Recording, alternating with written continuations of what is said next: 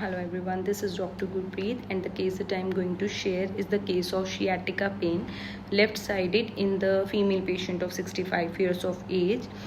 Patient ने सबसे पहले क्या बताया था कि इनको बहुत सीवियर जो है था sciatica की पेन थी, लेफ्ट हिप से स्टार्ट होकर पैर तक जा रही थी और अलॉन्ग विद दैट उनको इससे ज़्यादा दिक्कत सबसे एक तो वो चलने में बहुत दिक्कत थी और रात को जब वो सोते थे तो रात में बहुत ज़्यादा बेचैनी रह रही थी जिसकी वजह से उन्हें बिल्कुल नींद नहीं आ रही थी. She just have to toss and turn in the bed to get relief और उसके साथ साथ रात बहुत ज़्यादा हैवी हो जाती थी रात के टाइम पे जब वो लेटते थे. तो ये थी पेशेंट की चीफ कंप्लेंट और उन्होंने बताया था कि जो पेन है उसकी सिवियरिटी इतनी ज़्यादा हो चुकी है कि वो टॉलरेट नहीं हो रही. उन्होंने कहा कि अब तो बर्दाश्त नहीं हो रही है, पेन इतनी सिवियर है इसमें.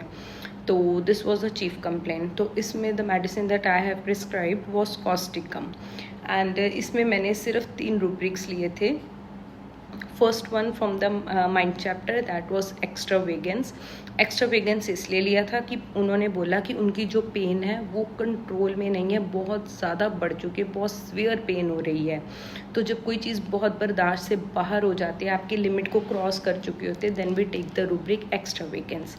उसके बाद उन्होंने सेकेंड क्या बोल मैंने रूब्रिक जो नेक्स्ट 2 थे they were from the chapter of extremities only.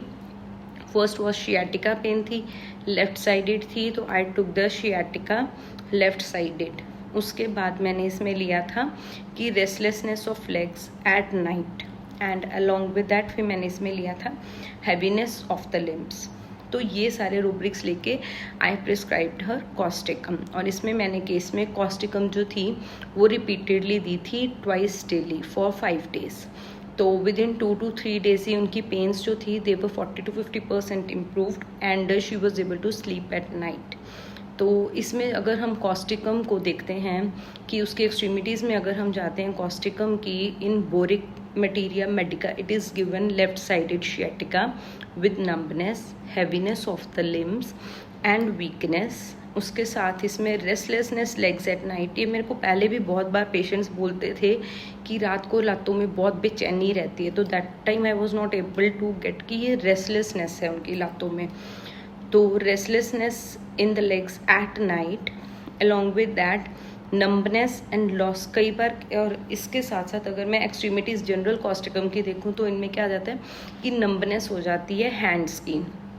कहते हैं कई बार पेशेंट्स कहते हैं कि डॉक्टर साहब इतना पार्ट ना सुन रहता है हमारा या ये पार्ट सुनना है, फिंगर्स में नंबनेस आ जाती है. तो इसकी अगर हम जनरल कैरेक्टरिस्टिक्स देखते हैं तो causticum is a very good remedy for nervous affection जिसमें नर्व्स अफेक्ट होती हैं for rheumatic complaints, for arthritic complaints, paralysis of the single parts of the body.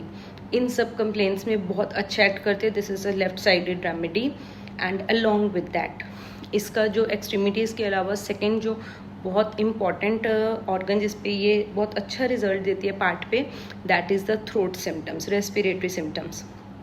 Throat में एक पर्टिकुलर सेंसेशन होती है, soreness, rawness and burning. These 3 are the chief characteristic symptoms of causticum. Rawness, soreness and burning. It can be on the skin, it can be in the throat. तो ये तो तीनों को तो you just keep in mind कि अगर ये तीनों हैं तो ऑलवेज गो विथ कॉस्टिकम. तो इसमें क्या आ जाता है कि जो गले के अंदर पेशेंट को होता है कि गला छीला फील कर रहा है तो उसमें हम रॉनेस लेते हैं. सोरनेस है, दर्द हो रही है गले के अंदर, तो ये 2 पॉइंट्स. उसके साथ साथ के जलन बहुत रह रही है गले में तो गो विथ कॉस्टिकम. फिर weeping with cough. Whooping cough होती है, इसके अंदर कांस्टेंट कफ चल रही होती है जो रुक नहीं रही होती है, उसके साथ साथ उसको पेशेंट को रोना आ जाता है. तो इस तरह की इसमें कफ आएगी. और कफ को एमिलियोरेशन किससे, आराम किससे मिलता है, ठंडा पानी पीने से. The chief characteristic of the cough इसमें है कि amelioration from having cold water. फिर अगर इसमें कॉन्कॉमिटेंट देखें तो cough with pain in left hip, ये इसका एक कॉन्कॉमिटेंट रूब्रिक आ जाता है. अगर इसके आप मेंटल जर्नल्स देखेंगे तो मेंटल जर्नल्स में इसमें एंजाइटी बहुत ज़्यादा रहती है अपने फैमिली मेम्बर्स को लेके, अपने फ्रेंड्स को लेके, अपने नियर एंड डियर वंस को लेके, अबाउट देयर चिल्ड्रन. बहुत केयर्स, वरीज बहुत ज़्यादा होती हैं, अपनी फैमिली का बहुत ध्यान रखते हैं, हद से ज़्यादा ध्यान रखते हैं, हद से ज़्यादा चिंता करते हैं. एग्जाम्पल कि अगर कोई बच्चा बाहर है तो she will keep on continuously calling them जब तक कि वो बच्चा घर नहीं आ जाता, after every 10 minutes. Whereas phosphorus में भी एंजाइटी होती है बट उन्हें आपने एक बार बता दिया कि I will be back within an hour, तो they won't call you again. अगर 1 घंटे से ऊपर होगा तभी वो कॉल करेंगे, नहीं तो नहीं करेंगे। बट जो कॉस्टिकम का पर्सन होगा उसमें इतनी चिंता होती है कि they will keep on calling you after every 5 to 10 minutes. इनकी जो कंप्लेंट्स भी होती हैं, अगर आप एलिमेंट्स फ्रॉम में भी देखेंगे, from cares and worries, from anxiety, इतनी ज़्यादा इन फ्रॉम ग्रीफ, तो कोई सदमा लग गया या कोई अंदर दुख है मन के अंदर, तो इन चीज़ों की वजह से, या डेथ ऑफ लव्ड वंस हो गई है, तो इन चीज़ों की वजह से इनकी कंप्लेंट स्टार्ट होती है। तो उसके बाद क्या आ जाते हैं, हाँ, इनके अगर आप देखो तो ये इनजस्टिस नहीं सपोर्ट कर सकते किसी के भी साथ। कोई भी मतलब गलत करे किसी के साथ, they will never tolerate that, they will stand against them. फिर उसके बाद क्या आ जाता है कि इनमें सिंपथेटिक नेचर बहुत होती है, सबके साथ बहुत ज़्यादा दया भावना दिखाते हैं, whether their maids, whether their family members और एनीबडी, उनके साथ बहुत ज़्यादा हमदर्दी होती है इनको।